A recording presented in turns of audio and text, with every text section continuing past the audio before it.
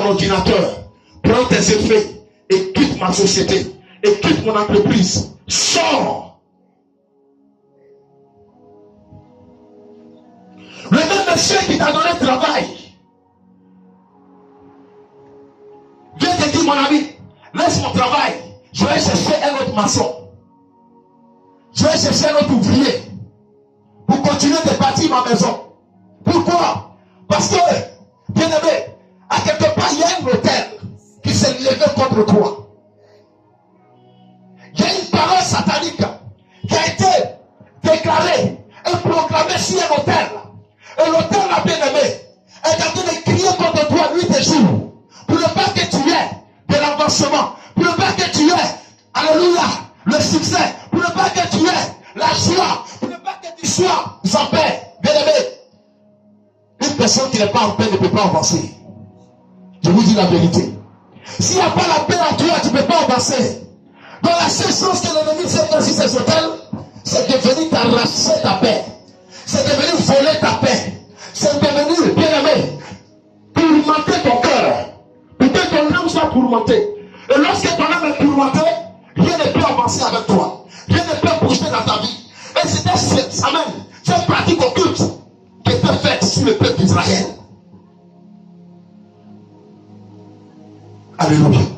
Israël, bien-aimé, souffrait pour faire des grands sangs. Mais lorsque la récolte arrive là, ils n'arrivent pas à récolter. Quand ils arrivent au champ, quelqu'un est déjà passé là. Aujourd'hui, regarde. Tu ouvres ton magasin. Les clients passent, ils te dépassent. Ils s'en vont chez ta voisine. Les mêmes articles que tu vends, ce sont les mêmes articles que ta voisine vend.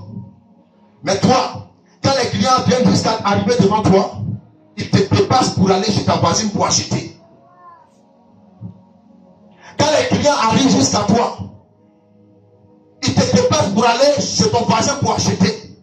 Alors que quand on veut bien même regarder, toi tes marchandises sont plus originaux. Alléluia.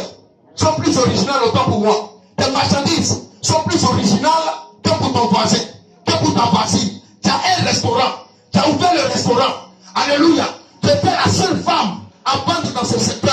Mais quand les gens t'ont vu, ils ont commencé à élever d'autres maisons, d'autres magasins. Et ils ont transformé ces magasins en restaurant. Pourquoi? Parce qu'ils t'ont convoité. Et depuis ils sont arrivés, ton restaurant ne prospère plus. Ton restaurant ne marche plus. Aucun client ne vient à toi. Ta nourriture reste jusqu'à demain matin. Tout pourri, tu es obligé d'aller jeter. Parce que Madia est rentré dans ta vie. Et l'esprit de Madia, bien aimé, c'est quoi? C'est un esprit de Baal. L'esprit de Madia, c'est l'esprit de Baal. La Bible dit que tout Israël était combattu à cause d'un seul autel. Il y avait un seul autel qui était dans la maison d'un homme. Et cet autel-là, alléluia, combattait tout le pays d'Israël. Et personne ne savait que c'était à cause de cet autel-là que Israël souffrait, que Israël pleurait, que Israël se lamentait, que Israël était troublé, que Israël passait, bien aimé, à cette sentence. Personne ne savait que c'était à cause de cet autel de la maison du père de Gédéon que le peuple d'Israël souffrait. Alléluia. Alors la Bible dit, un jour pendant que Gédéon était en train de maçonner le blé de son père, l'Éternel lui-même va apparaître à Gédéon et va causer avec Gédéon. Il va dire, tu es un vaillant héros. Il va dire, tu es un vaillant héros. Gédéon regarde l'Éternel et lui dit, à quoi est-ce que moi je suis un vaillant héros? Je suis le plus petit de ma tribu. En Israël ici, quand on compte les 12 familles, nous, notre famille là, c'est la plus moindre, c'est la plus petite. À quoi est-ce que tu peux m'appeler vaillant héros? Tu m'appelles vaillant, et puis tu mets encore héros dessus. Qu'est-ce que j'ai fait pour porter ce titre? Qu'est-ce que j'ai fait pour pouvoir porter ce titre? Le titre que tu me donnes là ne me ressemble pas. Parce que je me vois loin de ce titre. Alléluia. Alors ce soir, à ce matin, je vais dire à quelqu'un, regarde, à cause de ta situation actuelle, tu te dis que toi, c'est fini pour toi. À cause de ta situation actuelle, tu te dis que toi, tu es un bon à rien.